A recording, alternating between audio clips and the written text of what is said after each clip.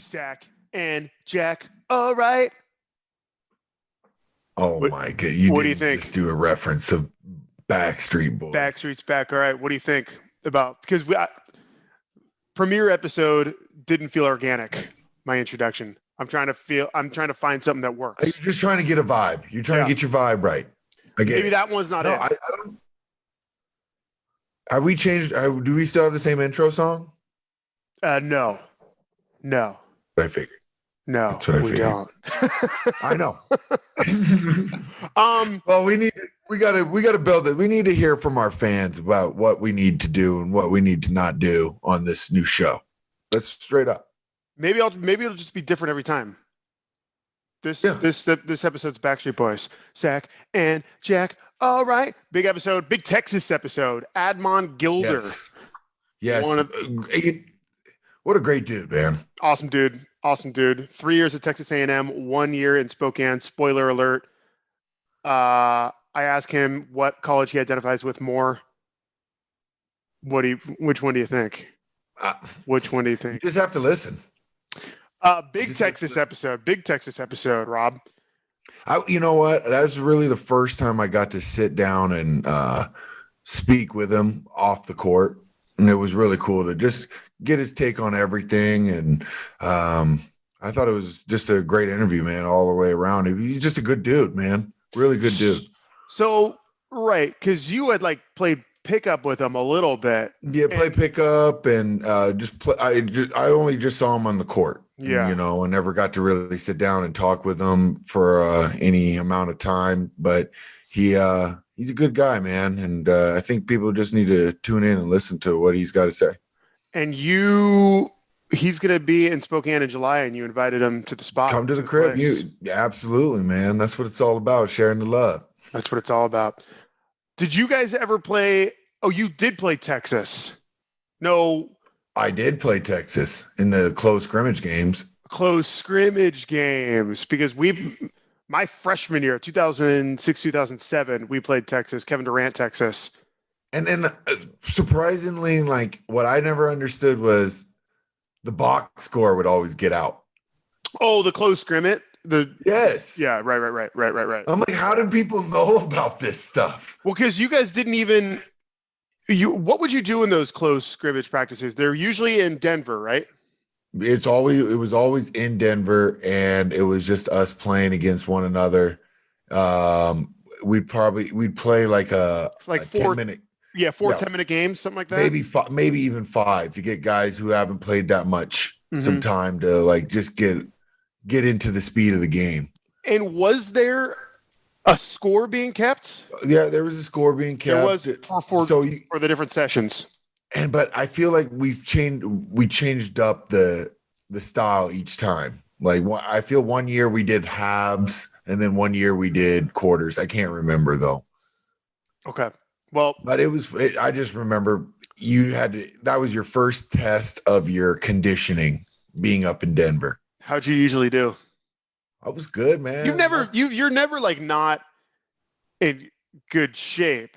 And even as a college hooper, I remember you're in college, your big concern was being out of shape. When you fucked up your leg was oh my God, now I'm going to get fat.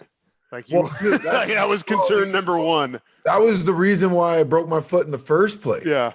So I worked all of that summer, busted my ass the whole summer. And then right before school, or what is it? What is it? Maybe 3 weeks? Is it 2 weeks between last summer session and I can't remember. I think it's 2 weeks. So I went down to Louisiana for 2 weeks, and I literally did shit all. I did nothing for 2 weeks. And I went from doing all that work throughout that whole summer to not doing anything. I'm I'm going to just rest my body and I'll go for runs. I'll try to run. Dude, I gained 10, 15 pounds within those 2 weeks. Mm-hmm. Came back. We had to run a mile that first week at G Prep. Yep. Do they still do that? No, which is ass because that was like a test of your manhood. That bothers me that they don't do that anymore. Granted they're winning more games, so I'm not one to say anything, but it was just it was a test of character, because if you didn't get that mile, bigs had to get it under 6 minutes, guards had to get it under 5:45. Dude, no way. A 6-minute mile is cooking. Oh, dude, it sucks. And if you don't get it, you have to just come in early at like 6 a.m. every morning and do conditioning until you feel like you're ready to do it again. And you got to do it again by yourself, which is even harder. Dude, are you accurate with that? 100%. Had to do it in 5:45. 5:45. You had to. That is so fast. 4 laps around a track. Dude, it sucked. I did it on a broken foot, and it sucked, man. I hated that. Was you knew that your whole summer, that was always in the back of your mind, always, because you knew, you're like, all right, man, I got the mile. I can't get crazy. I can't be lazy on this, because I got the mile coming up soon. And if I'm not in shape, I do not want to do that over and over again. Guys, puke. Would any of the coaches do it? Like Coach Few would like try to run the last mile with you or some stuff like the last lap. Yeah, but I remember Sean John ran it with me. Sean's a good friend of mine. There's no chance in hell Sean could run a 6-minute mile. Oh, dude, no, he ran the last lap. I vividly remember him, because I always would be just at like 5:50. Yeah, I was always around the 5:50 mark, pushing it. Yeah, just like between 5:50 and 5:55. I was like, just knew how to pace myself, and that's really, dude. Some guys could do it in like 5:25. That's silly. That's absolutely dude. It was silly. awful, man. That's silly. And then your body is just jacked for the rest of the day. Next time, I feel like most people understand how fast that is. Next time you're at a track, try running a lap in like a minute 15. Right. And just know you pretty much have to keep that pace.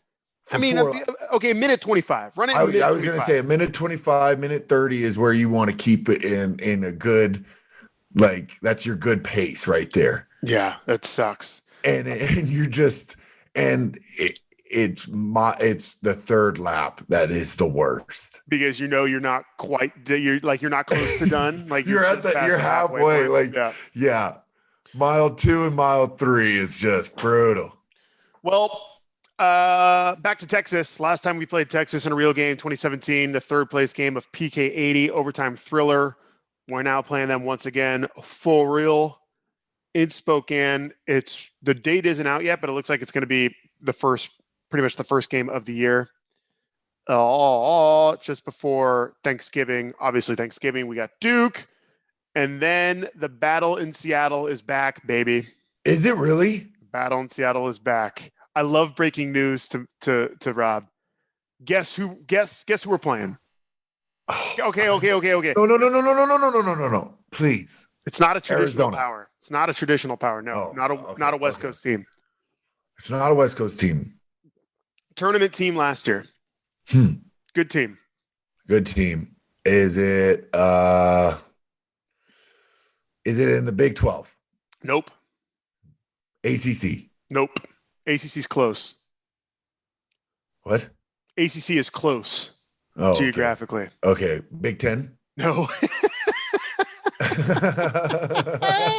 SEC. Yep. SEC. Okay. There is a song about this state and a better than average romantic comedy. West Virginia? No. No. Okay. West Virginia's in the Big 12. What am I saying? Yeah, correct. I'm all thrown off on these. Okay. SEC, Kentucky? Nope. That would be crazy. Power, but okay. Now you know it's SEC. You know they were in the tournament last year. What SEC teams were good last year? LSU. Nope. That would have been crazy too. I would have been torn. That would have been one. You wouldn't have been torn. I know I wouldn't have. It would have been like me versus my parents. That's all it would have been. I have. Oh, it was an exciting team. It was an exciting team. Florida. No, no. I mean, Alabama. that was close. Alabama, baby. Alabama. See, nailed it. Alabama battle in Seattle. Your battle in Seattle experience as a player was amazing. Overall positive. Okay, good. I loved it. I don't like the venue. To be honest with you, Key Arena's dump. You know what's funny? I'm not a Seattle guy. You're not a Seattle guy. If you say bad things about the Key Arena to Seattle people, they get defensive. Now, but it's one of those things where among Seattle people, they can talk shit about the Key Arena because it's their baby. You know what I mean? But as soon as outsiders talk about it, yeah, it's like it's just old. It just needs a facelift. I like where the location is. The location's great, right there. Yeah, it's beautiful. Yeah, it's a great place. It just needs a facelift. You know, even put some lipstick on a pig would help. You know what I'm saying? Mm-hmm. Now, when I think Key Arena, our era, I think the devastating loss to UConn.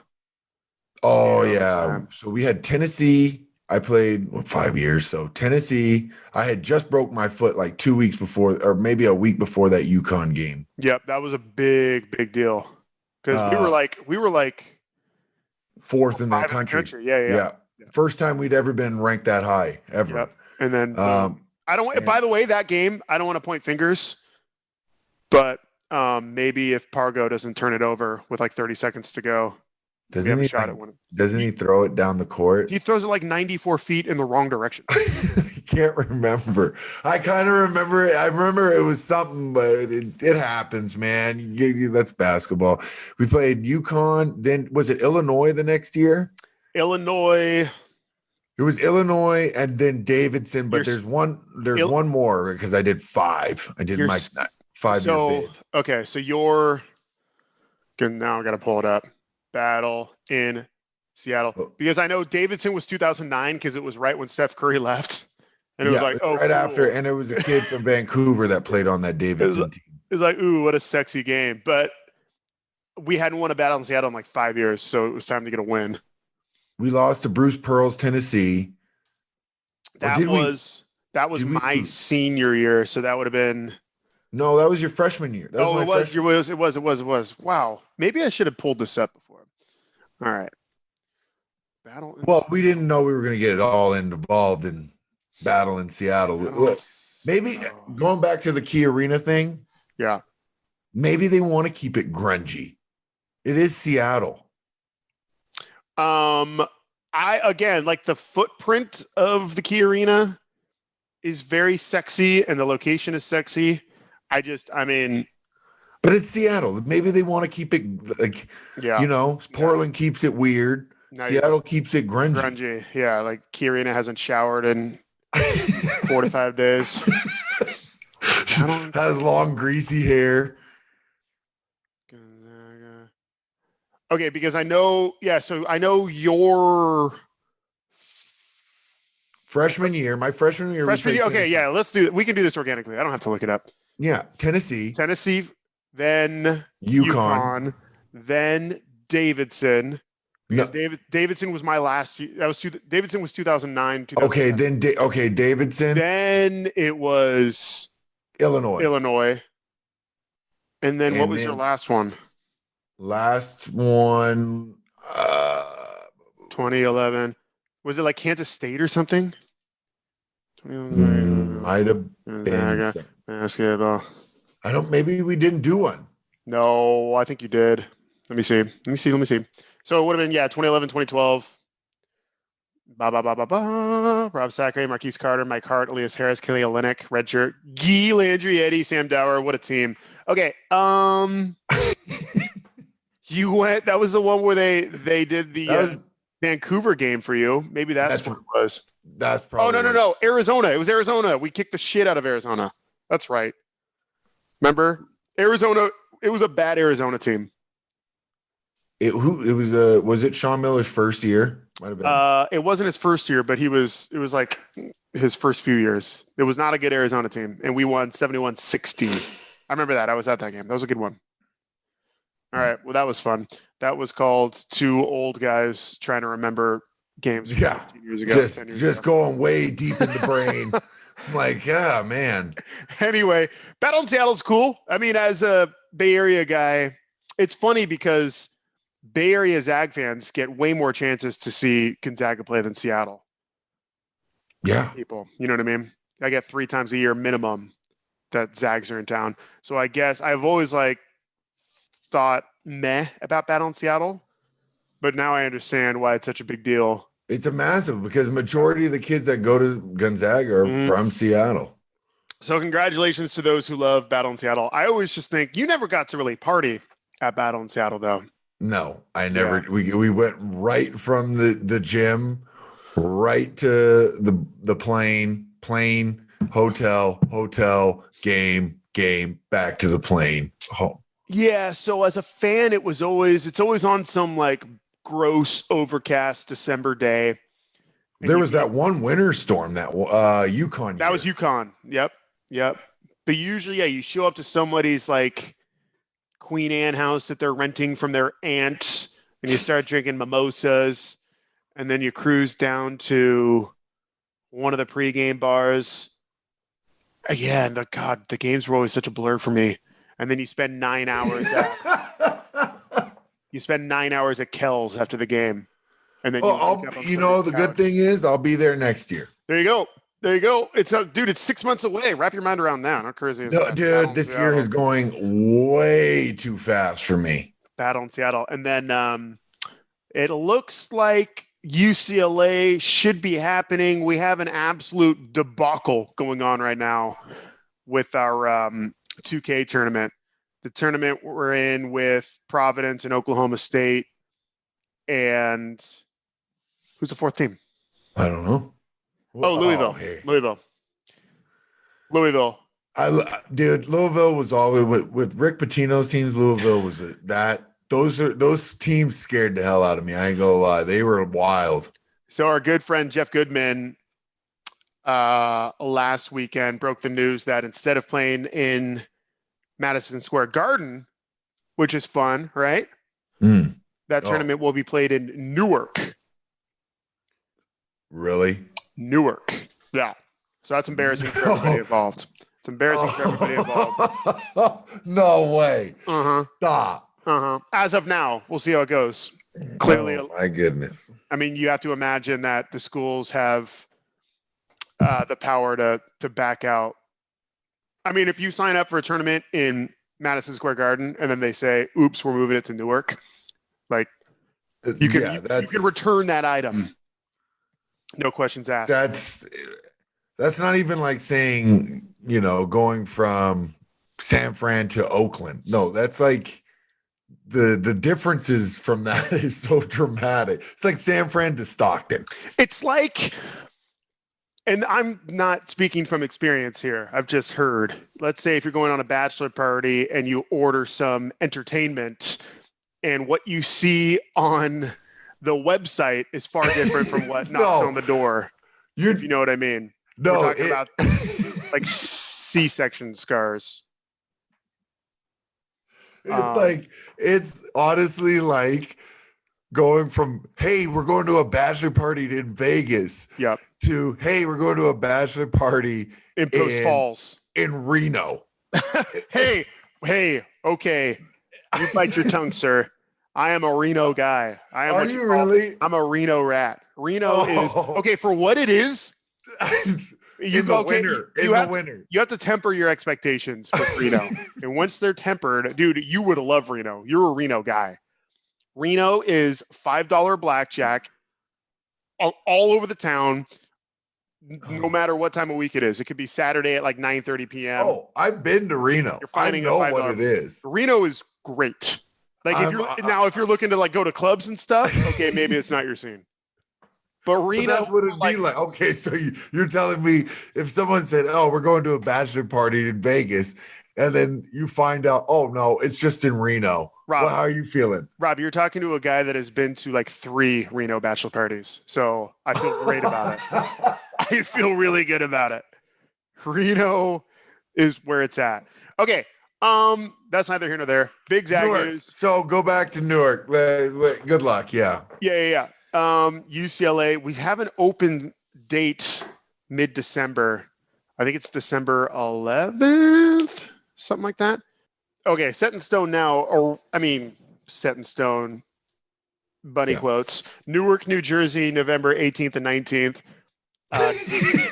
Duke in Vegas on the 26th, November 26th. I'll be there. Alabama in Seattle the next weekend. Then 2 weekends after that, we're in Phoenix, Texas Tech. So there's that weekend between Bama, Battle in Seattle, and Arizona, Texas Tech game where we could absolutely sneak in UCLA, which would be very fun for obvious reasons. So yeah, non-conference schedule shaking out very nicely outside of that Newark diarrhea. I just want to know who goes to that game or that tournament. Like, tickets are going to be significantly cheaper. As a guy who's never been to New York, I don't understand. Like, it's a huge difference. Right. I would imagine so. Okay. Well, you're telling me the drop off between Madison Square Garden and the Prudential Center is sizable. So is that the center where the New Jersey Devils play? Let me see. I believe that is Center. It is home of the New Jersey Devils, correct? Yeah. So Seton Hall plays there. Seton Hall plays there. Here we go, Pirates. It's referred to as the Rock. Exactly. Welcome to the Rock. Yeah. Is that your Sean Connery? Welcome to the Rock. Yeah, that's my Sean Connery. Anyway. Well, I'm just glad we got games, man. We got games. Right, we're back to normality a little bit. That's what's important. We're recording this on Friday. If you're listening to this, it's probably Memorial Day or right after Memorial Day. Hope you had a good one. What are you doing for Memorial Day? I'm going camping with the mayor of Oslo. Oh, Kip Dog. Yep. You mean you just went camping? Wink, wink, because people are listening to this. Gotcha. So don't worry about the kids and myself and horses and puppies and all sorts of stuff. I'll give you a good story when we get back. Horses and puppies? Yeah. We got puppies. What about puppy horses? What do you call a baby horse? A foal. A foal. A colt for a male. It's a colt if it's a young horse. A baby horse is a foal. A colt is a male. A filly is a female. Wait, so a colt is a baby boy horse? Yeah. Huh. How do you spell foal? FOAL. And when do they develop into a colt or a filly? Well, you can just say I had a colt, and a colt came, and then you had a baby. And I think it's after, and 2 zigzags, baby. Yeah. Yeah. And then you got your filly, your nice young fillies. All right. Well, that's your horse lessons for the day. Yep. You got a good guest. Hopefully we can get him on. Admon Gilder. Next week we got a good guest. Yeah. But before we talk about next week, let's get to Admon. Yes, sir. From the corner. Dude, that's new, huh? Isn't that crazy? What the fuck? I was like, what is that? They must have been sued. Somebody did something inappropriate. Yeah. We can talk about that right off get. Let's do this. All right. One of the more recent additions in the very rich history of Gonzaga transfers, Mr. Admon Gilder. Admon, thanks for taking the time, buddy. Yeah, man. Thanks for having me on. Rob, did you know Admon was the 2015 Gatorade Texas Player of the Year? Damn. Yeah. Do you have like a trophy somewhere? It was I actually do. It's in the living room. It's one of my best accomplishments. Let me see it. Should be, man. Texas is not a small state. Yeah, I want to see it. Hell yeah. Okay, hold on. Give me a couple seconds. Okay. I mean, when you think Player of the Year awards, how many people? Can you look up, Jack? How many people are in Texas? Or look up how many how many basketball players are in Texas? Well, I don't know if I could just look that I up. I know. Come on. I get it. Population of Texas. 50 million. 29 million as of 2019. I don't know why I said 50, but California is 39 million. yeah, it's crazy. Y'all gonna get me in trouble with my mom. Oh no. Sorry, Oh no. Are you Mama messing up the decor? Yeah. Oh, Yes. Player of the year. 29 million. Who'd you beat out for that? Any big names that we know now? A lot of big names. Elijah Thomas, DJ Hogue, Okay. Tyler Davis, Dang. Jawan Evans. Who else was in our class? Matthew McQuaid. It was a lot of good Dallas guys in the area that were really good, and I actually averaged 30 that year, and so it was a no-brainer pretty much. When you average 30, that's how it goes. Rob, how close were you from getting like Vancouver Player of the Year? Did they have those? We won the championship. We don't want to talk. We won the championship. You're not into individual awards. No, I got my MVP, man. Oh, okay. I got the MVP, and I brought my whole team up with me. Oh yeah, that's nice right there. You know, we're just spreading the love, man. Teamwork makes the dream work. Who was some of the great players that you played with? My teammates on we got Canadian guys. Okay, calm down. It's not Texas. Okay, chill out. All right? You just saw how he you saw how he did that, Jack. Uh-huh. It was well done. Just who do you guys play with? That's what I was asking you. It might be some guys on that team. I know. Isn't Jamal Murray from Canada? Okay, but see, come on. Is he from Vancouver? No, he's not from the Cougs. He's not Vancouver. See, you're talking like Vancouver and Toronto are like New York and LA, and we act similar, both cities. So like Vancouver is super like, I guess they get the most sun. Vancouver gets the most like warm weather for Canada, so it gets which is not much. Okay, so it has that like LA vibe of Canada versus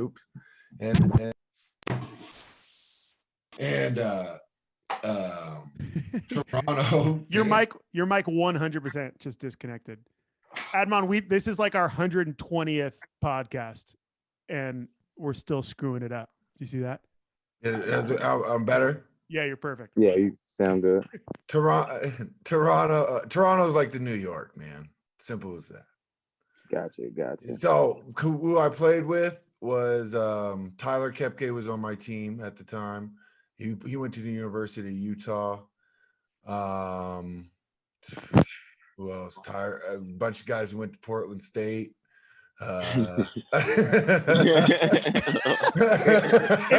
if that's the number 2 name, a bunch of guys that went to the Vikings. You put me on the spot. That's my fault. Now that I hear that, that's my fault. Yeah, come on, man. So born and raised right around Dallas, right? Yes, sir. South Dallas. Now, was it always hoops? Because I imagine that's football country down there.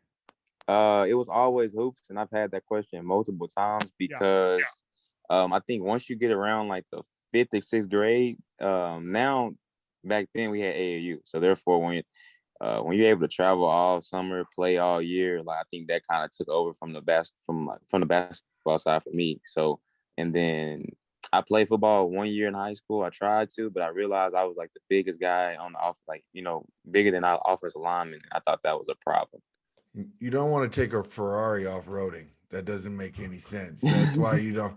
You're a Ferrari. Why would you go out off on 4-wheel drive roads, man? It doesn't make any sense, brother. I get it. But I was so good at football. Like in middle school, I didn't get to play 8th grade year, and I was looking forward to it, my freshman year. But then, like I said, like you said, I'm a Ferrari, and I couldn't, I had to stay on the basketball court. Man, yeah. I imagine jeopardize that. Now you're the Texas Gatorade Player of the Year, so I imagine you were probably the best guy on the field, just standing on the practice field. But you said you were one of the bigger guys on the team. Did you go to a small high school? Was your high school? Because I think Texas high school football, I think like low level college. Was that just not the case for your high school? Yeah, I went to a 3A. I graduated with maybe 94 kids. Oh, wow. And What? yeah, 94 kids. I didn't go to one of those bigger schools. I went to one of the inner city schools that, were pretty much, really good at basketball every single year. Okay, so how many A's are there? There's 1A, 2A, 3A, 4A, 5A, and then it stops at 6A. So about 6. Yeah. It used to be 5. Jack, what is it in California? Dude, it changes like every other year. 5A, I think right now is the big boys. But then I think we're a little bit like Washington, wherein we have Bs. So there's A, 2A, 3A, 4A, all the way up to 5A. But then there's B, 2B, 3B kind of thing. Same way with here. You have TAPS, you have like private schools, and I think you have 6A, B, or something like that. It's all different now. I've been out of high school for a little bit, so it's kind of changed. So let's go back to 2015, Admon Gilder. You averaged 30 a year your senior season, player of the year for the state. Why Texas A&M? And who did you turn down? I chose Texas A&M because I wanted to go to school with a couple of my friends. We were all like the best highly recruited players in the city. And so we also been knowing each other since like childhood. And we wanted to go make A&M a basketball school. We were really sold on that. Tyler Davis and DJ Ho were already committed to A&M, and then next it was just me and my best friend Elijah Thomas, and we've always wanted to go to school together. And so we went on a visit to go actually watch Johnny Manziel his sophomore year, and I was sold after I saw Johnny. Like, damn. I seen 100,000 in the stands, and I was like, I can watch this every single day. Okay, so obviously the three of us went to Gonzaga. Rob and I didn't go to another college, so all we know was Gonzaga. And I think it's fair to say in Spokane, the Gonzaga basketball team kind of runs the show. That's not the case though at Texas A&M. Did you guys feel like you were second-class citizens? I mean, Texas A&M has a rich basketball history. I understand that. Mm-hmm. But you guys had to be second to the football team, right? Did you guys always?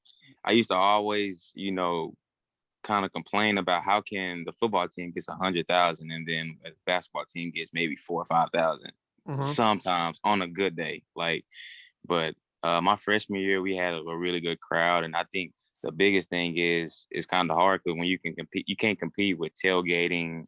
People always off on a Saturday. Our games are on Tuesday and Thursday, so it's kind of really hard for even students to come to the games. What about girls?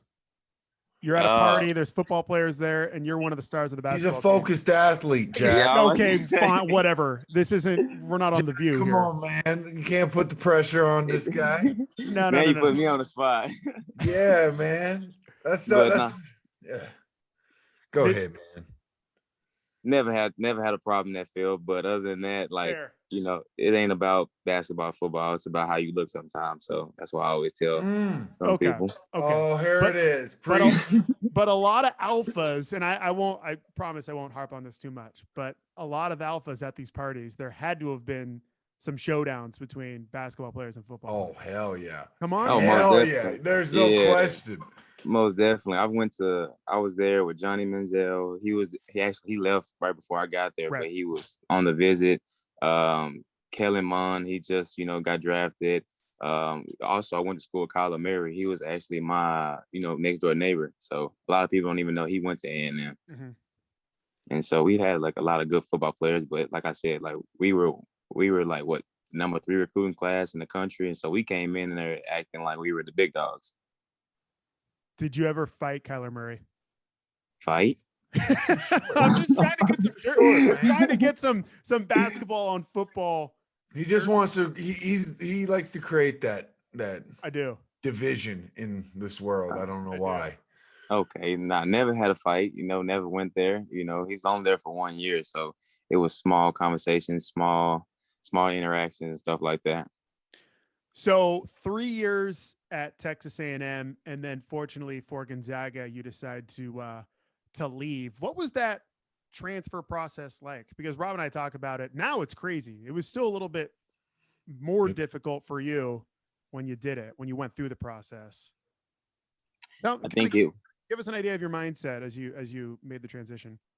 Well, actually, like I tell people all the time, like I was one of those A&M guys, and I wanted to stay, but our coach got fired at the time. So I think that kind of made me, branch out and look for other opportunities. And then, I was just coming off injury. So, I didn't know exactly what I was going to look like on the basketball court. And I entered the so you transfer. wanted to let Gonzaga test that out. Is that what you wanted to do? When I got the call from Gonzaga, I was really, really shocked at the time because I didn't know exactly where Spokane, Washington was. And I can go on record and actually say that because I was like, it's Washington. And then I actually had a conversation with B Mike, and then I actually knew Drew because he came on a visit to A&M and I was his host. And so I remember just, Drew calling me, checking in on me and like, hey, I think Gonzaga is a move. And so we had that conversation. And then B Mike and Coach Gentry actually came down to come visit us in Dallas. And then after that, went up and visited and, I consider that place as like a second home. You came in with Ryan Woolridge, all-time great North Texas Mean Green star. Did you know Ryan before? Did you know Ryan before you came up? I've been knowing Ryan since the 6th grade. Okay. Man. He had a ponytail back in the day. He's a ponytail. He had long hair. He was always been fast. I tell people that every single day. Like, always been quick on his feet, light on his feet. Like, one of the fastest players I ever seen. So you go to Spokane, and look, it's only human nature to maybe second guess a big decision like that once you're up there. Was there a moment you had, maybe a practice or a conversation you had where you realized this is the right decision for me? The right decision? I think when we had the game, the little scrimmage against each other, crazy in the kennel. Yeah. I was like, when I seen all those fans for a scrimmage, I was like, we don't even get this for, sometimes in a game at A&M. So I think that was the moment I realized coming down, walking into the student section and stuff like that. I said, man, this is something I can get used to every single game. One of your first games in a Gonzaga uniform, crazy enough, is back at Texas A&M. Oh, that's right. Right? Yeah. I mean, how cool is that? What's going through your head there for that situation? What's crazy is I had a meeting right before I left A&M, and then I didn't know I was going to Gonzaga, but one of the players had told me, hey, whatever school you go to, we're going to kick your ass. And like, I honestly remember that ever since, I put my name in the transfer portal. But it was just a lot of emotions, a lot of, a lot of excitement because that was my first time actually seeing my family for like maybe 4 or 5 months. And so, oh, wow. Yeah, and that was actually my birthday weekend too. Me and Ryan, we both Scorpios. So turn up. So we have to do it for not just for our birthdays, but also just for the state of Texas, because we knew a lot of people were watching, and this was our first kind of opportunity to show people exactly what we were capable of doing. College Station, you're walking around, and maybe once or twice you get recognized. But then I imagine you come to Spokane and you're taking pictures all the time, especially if you go downtown, right? Especially if you go downtown. Was that kind of the case for you? Was it? Because I don't think people realize who don't spend a lot of time in Spokane that you guys are the celebrities. Like it's tough to walk around with you guys. We basically like the Lakers. I remember my first experience when I first got to Spokane. It was no one in the summer. Like, it was no one there, and around during Hoop Fest. And I haven't even put a jersey on. It was so many people that come up, ask me for pictures, ask me for autographs, and I'm like, y'all haven't even seen me play. Like, what's this is crazy. But places like no one else, man. There is no other place like Spokane, man. No other place. What was it? It was the same when you were there? It may be even worse. Whew. I know you were a dog on the court. Oh, on and off. On and off. I think a lot of people would speak to Rob being a dog. I was waiting for him to finish on the court. I was like, damn. Yeah, I mean, I was like, damn, you just put that out there. It's crazy. I see what you mean by him. So now I have it out there. Yeah. But I know you was a beast on the court. So therefore, like, how the games were when you were there. I honestly feel for you because you didn't even have the same student section that I had. And Jack can attest, like, the student section is not even – the North Carolina was that for us every game. Every game. There was no drop in student section any game. That was the only thing I honestly felt for you this season. or your season was like, I'm like, damn, man, their student section ain't coming out like they used to. And that was for me, that I felt for you guys on that one, on the real.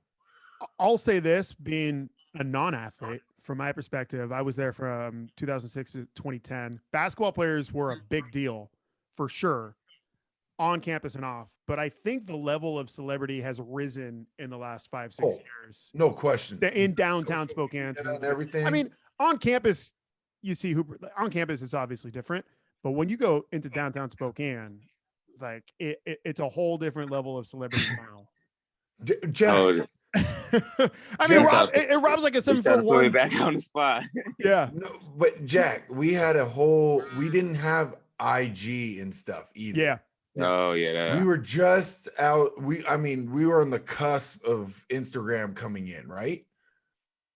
Right? That was your senior year? Dude, I had Instagram in like 2013, so I was well out of college. Right, exactly. So it wasn't which I'm glad now that I look back, I think it was a good thing. But yeah, it's just a different now. They're all you check how many people would like say stuff on your Instagram and Twitter? You talking to me or Admon? Admon. Yeah, it's a lot of people, and I think it's getting worse by the day. Like I ran across this one like 11th grade kid down here in Texas, and he has like 2 million already. I was like, see, and so now with just social media and like being, these new guys coming in to Gonzaga with the stardom and Texas Player of the Year, it's no wonder like everyone recognizes them. It's crazy, and you can't go anywhere. I'm sure it was nuts for you guys, man.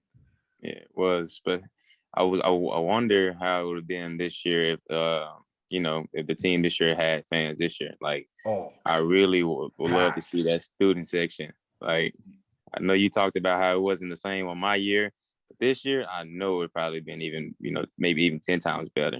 And what was crazy was I heard the student section during our time. Yes, we had a packed house every night, but I heard the student section in the Martin was even crazier. Oh. Like that's where the whole crazy in the kennel came from. Like they were on a whole new level. I don't know if Admon was even alive when they played in the Martin Center. I don't think I was. I just seen the pictures on the wall when you go to the arena. I heard back in the day, and we need to get a former player on here eventually that played, and I heard it was insane.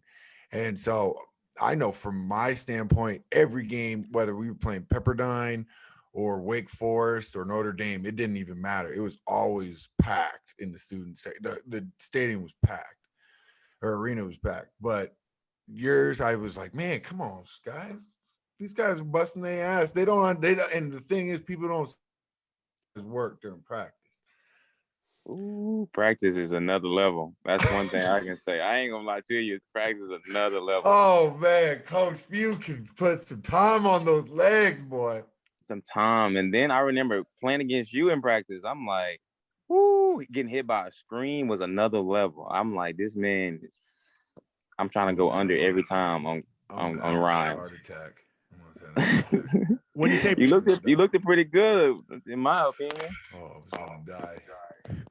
When you say practice was on another level, can you speak to that a little bit more? Like the difference between College Station practices and the first thing is so we're in practice, and Coach Few is nowhere to be found. Hold on, Admon. Oh, we got you there. I think we lost your speaker there for a second. Can you hear me now? Yeah, perfect. Go for it. Okay, so the one thing that kind of stood out to me was we're in practice. Practice is supposed to start at 4, and Coach Few is nowhere to be found. Oh so my God! I'm like, I got here an hour early to get some shots up, get warm, make sure I'm having a good practice, and we don't even start on time. That was so crazy to me. Never. And people I tell people that all the time, and people just look at me like, are you crazy? This is Gonzaga. What are you talking about? Never on time. Like, actually, it got better over the year with us, and I think it's because we had, limited players, and the rotation kept changing and stuff like that. So, other than that, like that's the first part of it. Second part of it is we'll shoot 15 or 20 minutes before. And like I said, I've gotten there an hour before. Now we're doing the exact same thing when Coach Few gets in there. And I'm like, Coach, we've been doing this for about an hour. Like what are we doing? Man. And then you never know when practice is going to end. Coach always said this is the last drill. And then we'll go probably like another 5 more drills. I'm telling you. It used to literally irritate me to a point, but then you just couldn't do anything. You couldn't do anything about it because whatever Coach Few says, it goes. Man. It's like mental games. It's like breaking it down. Psychological warfare. I can tell you exactly how Coach Few practice looks like. He'll come out. You've already gotten a good lather, sweat. Maybe you've gone through a shirt already because practice was supposed to start at 2:30, but it's 3:00, maybe 3:10. And so you're lathered up and he'll come out and he'll like look around, see what guys are doing, and he'll be like looking at guys. You can see he'll have that squint in his eyes, you know what I'm saying? And he'll be like, and then you'll go to the scorers table and write the practice play or practice plan right there. Go ask one of the managers to copy it so he can give it to the assistants, and that's it. Bro, it blows my mind. It's like, yo, this is crazy, man. And then the other thing is, like, you'll ask the coaches, like, hey, where's Coach Few? He just walks in there like he just came off the lake. And I'm like, did you just come off the boat? Like, were you skiing, Coach? What were you doing? Surfing? Man. You're always on your toes. Always. And then, did you guys have a bowling practice? We did not have a bowling practice. We did not. What is a bowling practice? Oh, man. A bowling practice is like, he'll come in and he'll be pissed off. And you're like, oh, damn, this sucks. Everyone's taped. Like, he'll be like, everyone line up. And then we're going bowling. It's like the coolest thing ever, bro. It's like, oh man, thank God. We didn't have a bowling. I think we had a recovery day. Yeah, I think we'll have a couple of days. We just came off the road, and you think we're finna go 5-on-5 for the whole entire practice. And next thing you know, he'll bring us in and say, all the guys that played, go see Travis, or y'all finna go have a pool day. So, or recovery day. That's what we called it. We didn't have a bowling day. No, the bowling day is like right in the middle of like league when you've already played some teams. LMU on the horizon.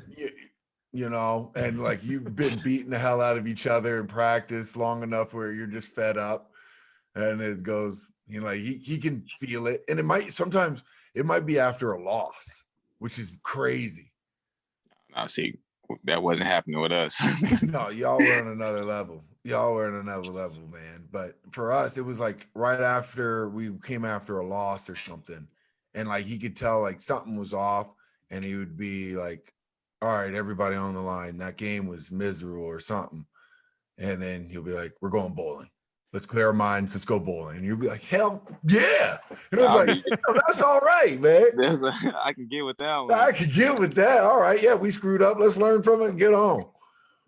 On March 2020, you guys had just won in Vegas. You're a shoo-in for a 1 seed in the West. Where were you when the news broke that there would be no tournament and pretty much your college career is over?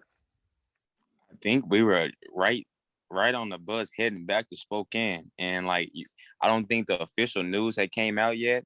I think you started hearing about how the Big 12 canceled their tournament, the SEC canceled their tournament, or they played with, I think maybe one team in the SEC played one game. And then as soon as we get off the plane, that's when we finally had that, text and a notification saying that the tournament is canceled. And then me and Ryan was like, canceled? Like, do you mean we're going to start at a later date, or is it like we're not doing it at all? And I think it's kind of crazy that you mentioned that, because as soon as we found out, Ron had made a tweet about like the tournament being canceled and like, this is why I came here and stuff like that. And so it was like really upsetting. And then we had a meeting right after we got off the plane and right off the bus. And then coach was telling us, hey, we're not having a tournament. And then everybody on the team kind of had their last remarks. And it's like, like we just won, our conference tournament. We were ready for Selection Sunday, and everything happened, and it was just kind of like a little disappointment because you start hearing everybody's reactions and just emotions pouring into that locker room, and it was just like, is this really going to be our last time kind of like seeing each other? Because we knew everybody was going to start going their separate ways and trying to do what they wanted to do. Yeah, you got to like clean out your locker after that. I can't imagine how bizarre and weird. Like you'd almost want to lose a game in like the second round to Oklahoma or something. At least you can wrap your mind around that. Yeah. At least maybe even playing the first round, like, getting ready for the game, knowing you're finna play on national television, those type of things I wanted for, because, I played in the tournament. So I already exactly knew what was going on and how it was going to go. And then we're going to actually play our first round in Spokane. I was like, that was pretty cool.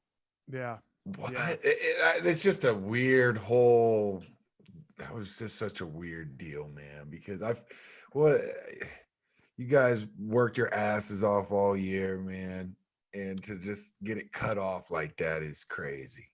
It's just crazy. Are you guys national champions if there's a tournament played? National champions, yeah. Even when the team was going their runs, I was saying they were going to actually do a back-to-back. We were going to win the national championship as well. Talk to them. Do you think your team beats this year's team? I think so. Yeah. And every player probably says the same exact thing, because I feel like we had every single piece. Now they played at an extreme level. I don't know. That's a different Timmy. Different Timmy, bro. But you guys have Big Phillip.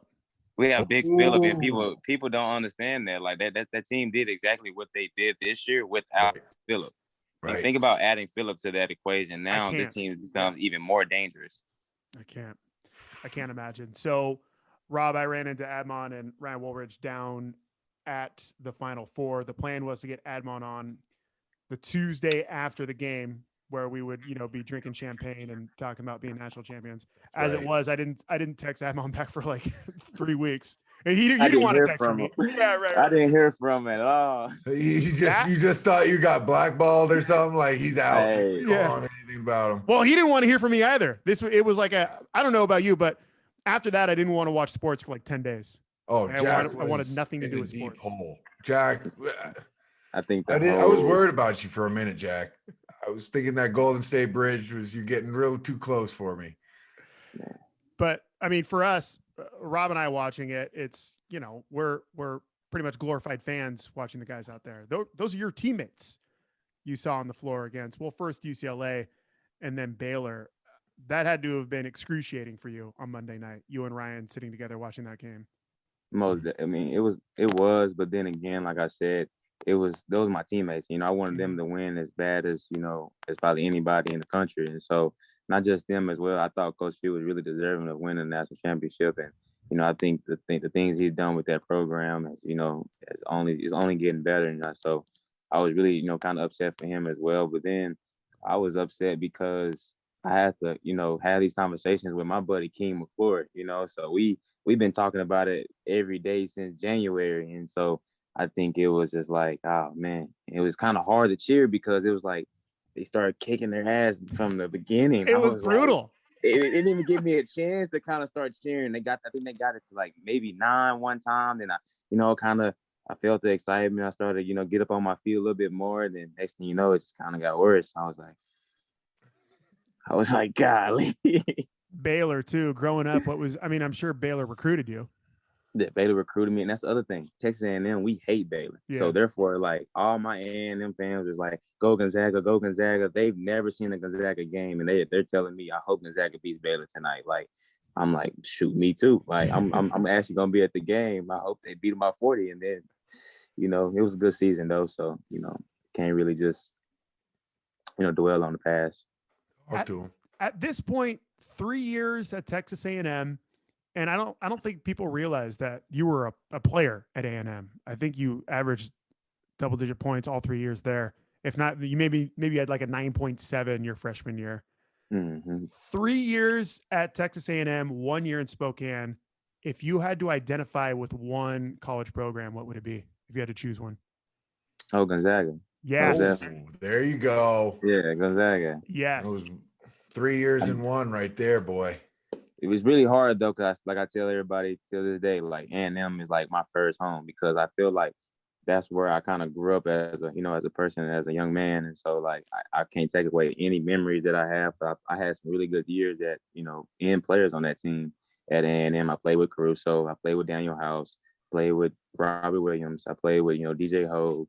I played with a guy named Dobbins, who I feel like is like my road dog. If I can call Dobbins right now, we can have a conversation about any college basketball game that we've ever seen together. There it is. Spokane people are going to love to hear that. I do, Admon, before we let you go here, last 10 minutes or so, I want to get down to business. Oh, I've been waiting for this, actually. Yep. Does he know? I gave him a heads up. Okay, cool. I gave him a heads up. I was a little nervous. I didn't want to. This is a pro alien podcast. I don't know about pro. Well, okay, alien awareness. This is an alien awareness podcast. And you text me that, and I would thought that was really strange, because I'm one of them guys. I don't believe in aliens. Come on. All right. Hold on. Okay, give me your theory, your reasoning. Are you just? What's your official stance on aliens? Yeah. I'm just like, I'm one of those guys. I gotta see it to believe it, and I've never seen an alien. I've never, I've seen all these videos on Instagram, Twitter, maybe even YouTube, but until it comes out into the government and I see it on national television, I don't believe it. Okay. So you trust the government? I'm kidding. I'm not kidding. Yeah. No, I'm not kidding it now. I'm kidding. Okay. I will tell you this, Admon. Next month, the Pentagon is reporting to Congress what they know relating to extraterrestrial life. And I just want you to be on the right side of history here, because this is going out on the internet and aliens can hear it. So one more chance. Do you believe in aliens? I do not. I'm staying with it. All right. See. Okay. Where do you stand on ghosts? I believe in ghosts. You believe in ghosts? Oh, see, there you go. I do. There we go, Jack. See, we're exact opposites here. I'm out on ghosts. I'm not a ghost guy. I think it's why BS. not ghosts? I mean, it's all. Nah. Okay. Here's the question, Admon. So if you're watching, if you could watch a movie, it's either an alien movie or a ghost movie. What would it be? A ghost movie. I just watched the Casper movie with my daughter maybe the other day. Casper, like the original Casper from the 90s? The original. Christina Ricci. Yes. I had to take her back. She never seen. No, and that's one of my favorite movies. That gets scary at the end, doesn't it? It does. His dad, Bill Pullman, dies and becomes a ghost, and then he comes back to life. Wow. Just a little bit. He dies a little bit. It's kind of older now. It's kind of weird to watch it because the graphics and everything are totally different, than other movies in our present day right now. So, have you ever? Okay, let's get back to the real. Yeah. Stuff, though. We're getting. Yeah, I just wanted to know. Have you ever seen a ghost? I've never. I hope not. Well, okay. If you see it, you believe it. What makes you believe in ghosts and not aliens? Oh, there he goes. Critical thinking. Yeah. I've always felt that ghosts were real since I was a kid. Now, aliens, people always had their own opinions and stuff like that, but that's something I believed when I was a little kid. And I feel like I still believe in that, and I think there are actually really ghosts. We just have never seen them. Sometimes we do, sometimes we don't. Damn. That's the thing about ghosts. That's the thing about aliens, man. They're listening to us right now. Okay. All right, Jack. What info did you get about aliens for this week? Today? Yari, did you not get any? You just told us to find information about aliens, and no, you didn't have anything. I was reading. It was really just more of the same. And I won't bore Admon because he's a non-believer, and I'm just going to sound like a psychopath the more I talk about it. But if he was a believer, I was going to go more and more into it. Well, why can't you make him a believer? You know what? That's not my role. I'm not going to tell Admon what to believe. I was just looking for, confirmation bias. Like if he saw the world the way I see it, then we would continue down this road. Well, that's your problem, Jack. You're trying to leave him. All right. One last question, and this one's also important, Admon. when you clean your ears with a Q-tip, do you use just one end or both ends? Both ends. Yeah, good for you. Efficiency. That's the name of the I'm game. my sorry, friend. Admon. I'm sorry. This is where we've gone in our lives. Y'all have these conversations every day. This is just the tip of the iceberg right here. Bud. It's really what matters, Admon. It's the little things. You know what I mean? This stuff Yeah. matters. Ghosts, Just aliens, little and things. Q-tips. Hey, I can get behind that. Not the aliens though. Admon Gilder, will you be visiting Spokane at any point in the next couple of years? Most definitely. I'm actually coming back in at the end of July. End of July. End of July. Just to hang out? Yeah. Just hang out, see some of the, the coaching staff, some of the players, and hopefully hoop with them and kind of, get active on the court and, just have some fun with some friends and, that I've kind of, made over the year that I was there.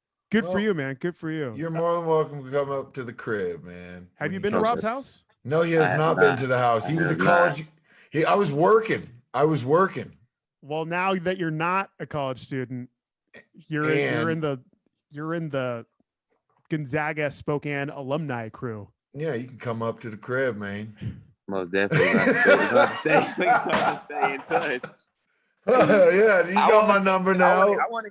I want to hear you do a Mark Few impression though. Now that people have asked me who has the best impression, I remember you gave me an impression. Maybe it was that summer that I met you when I think you first told me that you was going to work. Not on the court. Yeah.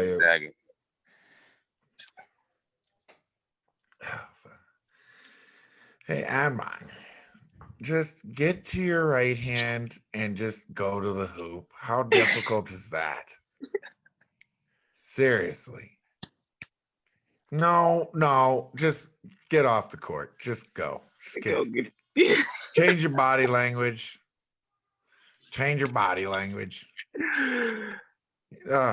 Just go. Gone. Get. That's it. And you're like, all right, man. All right. I'm like, all right, cuz what am I supposed to do? You just told me get off. Yeah, you're like, what are you doing? And he'll give you this one. The best is he'll be like, are you going to be out there the whole time? Get back in there. And you're like, what? You just told me to get out. I promise. He told me that one day in practice. I can't remember right before one game, but I swear it was the exact same thing. Like he said the exact same words, exact same face expressions, all that. Woo! And I'm like, coach, like I don't know what am I supposed to do? Like one foot in, 1 foot out. Like he hit me with the coldest line I'd ever had a coach ever tell me. He goes, Rob, what are you doing in this clip right here? I'm like, you don't know what to say, right? When he puts you on the spot like that, you're like, what are you doing? And I'm like, I don't know, coach, my bad. He goes, we all know it's your bad. You don't need to tell us it's your bad. We all see it's your bad. You're like, you know what? Coach? You got me, coach. I don't know what to say, man. He told me one time. He was like, what are all those muscles for? Are you ever gonna use them? Oh yeah, I've heard that one too. Like, man, I'm gonna put this guy through the wall if I hit him any harder. I'm hearing Spangler grunting. He's like, are you gonna hit him? And I'm like, my bad, Spang. Corey, I'm sorry if I hit you with an elbow. Yeah, you're like, I'm sorry, man. It's not personal, but it is kind of. I wish this was him right now. Nah, that's straight on right there. No, man. Well, man, we appreciate you, brother. Yeah, and like I said, when you come up to Spokane, you got my number. And Jack, he's up here. You never know. So when I cruise around the area, I pop up there here and there. Yeah, but he's a snowbird. But when you come up here, you're more welcome coming to the crib, and just kick it. Zach fans are lucky you chose. Zach fans are lucky you chose Spokane, Admon. Yeah, thank you for coming up. You're always a Zach, brother. Yes, sir. Y'all enjoy. Hope you have a good night. Oh man, always. Oh wait, it's actually 10 o'clock here. I didn't realize that when you said 7, I was like, dang, I forgot that's actually Pacific time. I'm like,